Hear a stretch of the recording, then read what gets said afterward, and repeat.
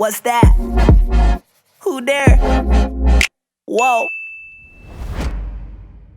One of the things I wanted you to hit on was kind of your background and the trajectory that got you here. Because I think what's fascinating is like you really got deep roots now as a creator, but that wasn't always what you wanted to do. Like you went to school for something else, and then you've had this really interesting career path. So maybe just talk about like what that looked like and how you made the transition from producer to then on camera talent, and then from on camera talent, to now running your own company.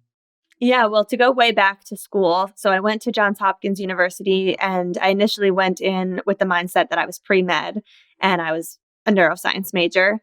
And I started taking those classes and realized that it was not the right fit for me for a number of reasons and decided to switch to do something creative. And I think one of the main reasons I knew it wasn't for me is just because I was a neuroscience major for my whole freshman year and I found that I was putting so much more attention and energy into the video content that I was producing as my extracurricular activity. So I basically went to the admissions office of Hopkins my freshman year and pitched a YouTube series. And then that turned into, over the 4 years of me going to school there, that turned into an on-campus job, which then allowed me to have this creative reel when I graduated, showing me on camera with content I had produced. But just that freshman year, it was very clear to me what I wanted to be doing and that the medical route wasn't really right for me. So I switched my major and decided to go the creative route, not necessarily knowing what sort of careers that would lead me to. I was hoping I could do a career like what I have today, but this wasn't really a career option. Definitely not something they would share at the career fair. Like you could become an influencer. And in 2010, 2011, like this wasn't really a job. So I always thought if I'm going to be on camera, I'm going to be a news reporter or like potentially a celebrity gossip reporter. And neither of those routes spoke to me. So when it came time to graduate, I just had to choose what sort of job in the media world I wanted to take. And I was always interested in video. And even if I couldn't be in the videos, I was like, I know I want to be a producer and produce video content. So my first job was at an advertising agency, Ogilvy and Mather, where I produced a lot of their video content for brands. And then just kind of couldn't keep my mouth shut about what I wanted to do and how I wanted to be on camera and, create content about my life. But that it still wasn't really a thing that I felt like was a viable career option. So I just kind of kept talking about it. And on the weekends, I would like shoot my own little fun things for Instagram or Facebook, which was the platform of the moment. And that was actually when I discovered stop motion. So I found stop motion, started making loads of them. That slowly turned into a little side hustle where brands were paying me to make these short 15-second Instagram videos for them. But still, I was not in the content. It was just artistic content that I was producing.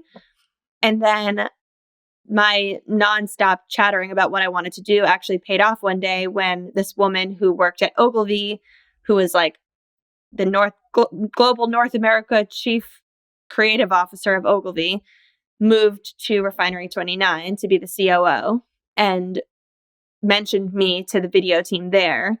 And I had an interview with them. It was in 2015 when they were just starting their video division. And that was when, BuzzFeed and Refinery and Vice were all getting all the injection of investments for video specifically.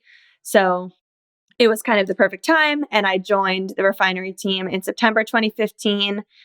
And that was sort of the first time I got the opportunity to go on camera and for something I actually wanted to be in, not news and not celebrity gossip, but just more lifestyle. And I got to pitch the YouTube series that I wanted to produce myself and be in. And it was just like a right place, right time, really kind of like fast track way to influencership because I got to start my career on the back of this big media company that had loads of people already following it.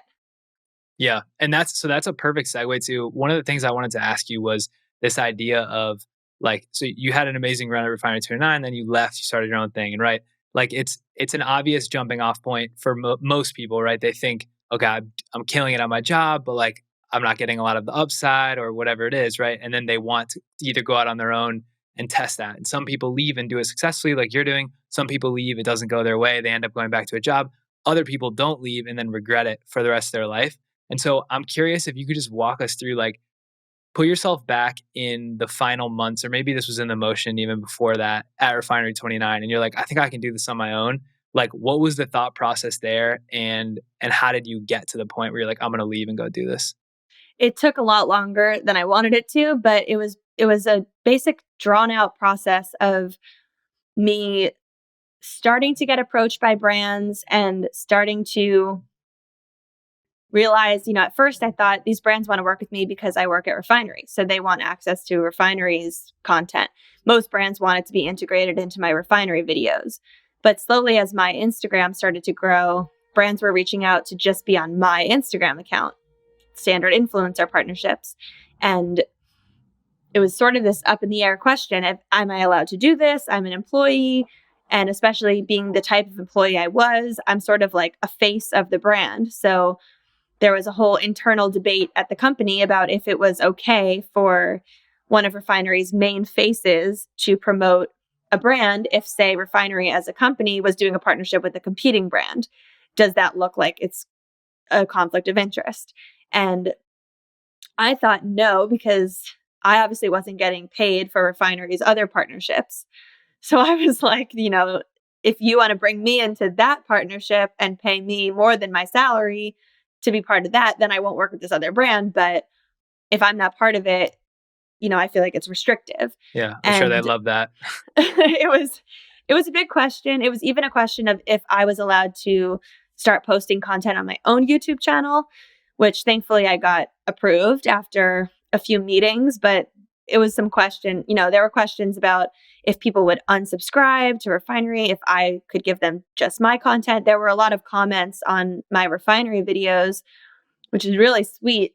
But like a lot of comments of people being like, I only subscribe to this channel for Lucie. So then if I started my own channel, would people leave? I didn't think they would leave. I thought people would just, it's not like Instagram where you unfollow. Like people just stay subscribed on YouTube and they want all the content.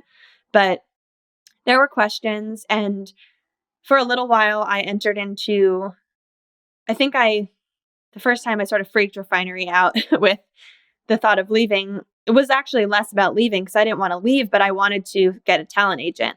And that was when we first entered into like the first phase of my new situation with them, which was sort of this hybrid model where they signed me as talent. And so Refinery 29 was like my talent agent for a little while.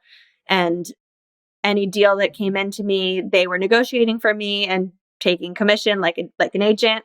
But it was still tricky. It was still not exactly apples to apples the way it would be at an agency. Like the commission structure was very different because I was also a salaried employee. And for like a whole host of reasons, it was confusing. And eventually I was getting a lot of outreach from agents and managers who wanted to work with me, who were sort of trying to convince me to leave. And it took me a little while, but come 2019. So in 2018, I had the opportunity to do it and I decided to wait one more year. And then 2019, I was like, this is my year. I knew starting January of 2019 that I wanted to sign with UTA. I had met with this agent that I wanted to sign with. And I basically didn't give Refinery, I didn't ask if I could. I said, I'm doing this. And if you want to still work with me, I'm happy to. But if this is the end, then it's the end. And they were flexible. So they let me work with them throughout the whole year of 2019 on a contractual basis while I was off on my own. And we did that for the whole year. And we honestly probably would have done it for 2020 had COVID not shaken things up. And also that was right around the time when Vice bought them. So they sort of restructured their video team and now it looks totally different.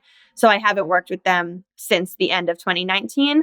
But I think that they were a great partner through the end of my time working with them. And by the time I left, I just felt like excitement and freedom. It was a really hard thing to walk away from a series that the audience loved so much because even to this day, partially just the nature of YouTube, like people watch content years later and think it was made that morning. So I get questions, I get DMs every day that are like, when's your next Try Living with Lucie coming out? And I'm like, I haven't worked there in 3 years. But people don't know that, and people see it on YouTube or Facebook, and Refinery still reposts it on all platforms. So people see it and think it's new, which I guess is good for me, but it's also, I'm not doing that anymore. So I have to just kind of keep responding to people that I have a new channel and you can go watch my new content there. Yeah. It's honestly fast. So it sounds like you kind of got the best of both worlds in the sense that it was probably stressful for you in the moment, but you were able to kind of double dip. Like you got the salary, but you're also at some point able to go hybrid, and then they were your first client. So that's definitely Yep. the perfect like scenario. It sounds like, but it is such a fascinating point where like Refinery kind of like owns you in a weird way, right? Like they own all the not like in a bad way, but they own all the inbound offers, and like they're taking commission and they're controlling what you're doing. And like when it's the same thing with all of these companies, right? Like Barstool Sports is one that I follow. They have so many celebrities, and it's like, are they allowed to grow their personal followings on the side in parallel and take advantage of that and then jump up on their own or not? So it's kind of interesting that you rode that wave, because I think now a lot of media personality first companies are having to navigate that right away. Like they Yep. put it in their contracts now. So And that's actually, I fascinating. think Refinery did a pretty good job at it because they were aware while I was working there that this like whole influencer digital creator thing was rising. And we had somewhat of a model because there were a few people at BuzzFeed who had done the same thing and maybe like 1 year before me. So we're already getting to a point of maybe leaving, maybe signing on their own. A lot of videos had already been posted on YouTube that were called like Why I Left BuzzFeed. So it was very clear to my employers that like this could be me any minute if things aren't handled properly. And actually, I remember specifically one conversation I had with our chief content officer where she told me like, because BuzzFeed I feel like was a little bit more restrictive with their employees, and I had a couple friends that worked there and I asked them about it. And I don't know if you remember this or if you followed any BuzzFeed talent, but they actually weren't allowed to put their own Instagram handles or like tag their own Facebook pages in any of the content they created. So they had to create a page called like BuzzFeed Lucie, where that's what they were tagging. And those pages would accrue millions of followers. And then when they left, it was owned by BuzzFeed. And Refinery thankfully never made me make a page, Refinery 29 Lucie or anything that they owned. So, and they actually said to me, we recognize that our platform is not quite as large as BuzzFeed. So, as a trade off for you not having such a big platform, we are giving you the ability to grow your own platform alongside it. And you can tag your Instagram in all of our YouTube content. And they actually really liked when I shared their content on my own platform. Even though it was helping me, it was also helping them. So they were pretty good partners in that way. But yeah, it's just a tricky world. It's wild. Yeah.